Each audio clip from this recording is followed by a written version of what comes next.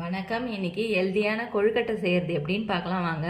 அதுக்கு 200 கிராம் அளவுக்கு வெள்ளை அவுல் எடுத்து வச்சிருக்கேன். 150 கிராம் அளவுக்கு நாட்டு சக்கரை, அரை முடி தேங்காய் துருவினது, ஒரு கைப்பிடி அளவுக்கு திராட்சை, 10 முந்திரியை உடச்சி வச்சிருக்கேன், அரை டீஸ்பூன் அளவுக்கு ஏலக்காய் தூள்.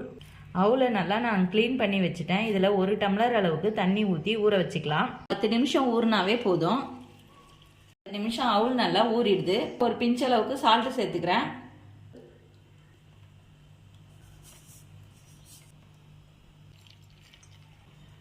இது எல்லாத்தையும் நல்லா கலந்துக்கலாம். கலந்துட்டேன். இதை கொழுக்கட்டை பிடிச்சி வச்சுக்கலாம். இட்லி பாத்திரத்துல தண்ணி ஊற்றி 5 நிமிஷம் கொதிக்க விட்டு வச்சிருக்கேன். வாழைலையை இந்த அளவுக்கு கட் பண்ணிட்டு இதுல சுத்தி வச்சுக்கலாம். 10 நிமிஷம் நல்லா வெந்துடுது. எப்படி இருக்குன்னு பார்க்கலாம் வாங்க.